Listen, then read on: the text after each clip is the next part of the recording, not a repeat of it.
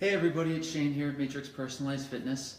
I just wanted to come to you and give a little bit more of an explanation and an expansion on the blog that I just posted this week. If you happen to catch it, it was all about what might be missing in your workout. As a personal trainer, obviously I'm very focused on movement, getting people to exercise, get their bodies moving and doing different things. But what makes us a little bit different here at Matrix is that we're not worried just about movement, but what controls movement, and that's your brain and your nervous system. The reason we care is because there's a whole lot of things that go into movement. It's all about reacting to the different things that you're currently experiencing and taking in. So to that point, I want to do it within the blog article. I had mentioned that what the brain and nervous system do for movement is first, it receives information both from the body and the surrounding. It interprets that information, and that's based on previous experiences, things that you've encountered and experienced before. And then it creates the output, which could be a movement or it could be a thought or anything else along those lines.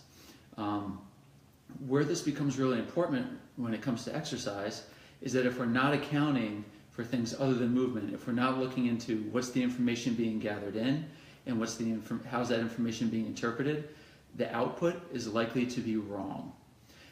So from this standpoint, later blogs and in future videos, I'm going to dive down a little bit deeper into what all these different systems are and how they work and different drills that you can do for them.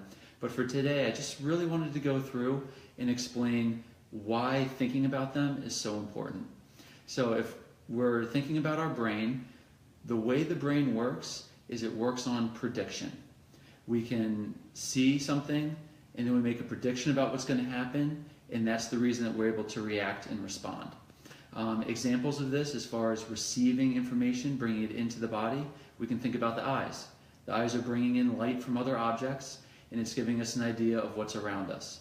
So where's a possibility where this could go wrong? One might be the idea of a mirage. You're looking out in the distance, maybe in a street, and the waves of light and heat are creating a shimmering on the ground. You might think that's a puddle. If you're riding a bike, you're going to veer away from that puddle, where it turned out that all that was just the light and the heat. There was actually no water there. So again, that's a little bit of, that was a bad decision made on information that we saw, that maybe if we had seen it differently, or if we were wearing sunglasses, we wouldn't have had that same output because our information coming in would have been better.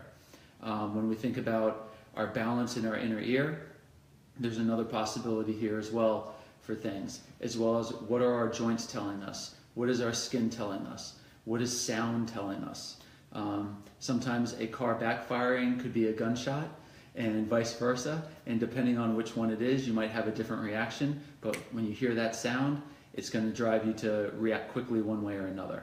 So the point of all these different examples I'm giving you is that based on what we see, based on what we hear, based on what we feel, our brain makes predictions, and those predictions drive the outputs of our body. So if we're not getting good input in, we're not going to be able to make good predictions, and our output is going to suffer for that. So as a personal trainer, if I'm looking to improve people's output, their movement, I need to make sure that what's coming in is good information, and the way they're interpreting that information is appropriate, or else the output is going to suffer. That's why here at Matrix we do a lot of training with the eyes, hearing, sensory information from the skin, the joints, and we make sure that the output that you're creating is clean and smooth and gives the results that you want. So hopefully that makes a little bit of sense. Again, in summary, the brain is all about prediction. It's got to have good inputs. It's got to be able to interpret those inputs to create good outputs. If you're only focused on the outputs and you're not worried about what you're putting into the system, there's always going to be a lag, a suffering, and you may not even get to where you want to be. So if you have more questions, please go ahead, write them up on the Facebook here. I'll be happy to answer them. You can always email us and go to the new website. I'll answer your questions that way as well if you don't want to share it with the whole community. And again, keep checking back to the Facebook, the website. I'll be posting more blogs, diving down into this even more as we go along and giving you more practical things you could use. Thanks for taking the time to watch, and I'll be back with you soon. Take care.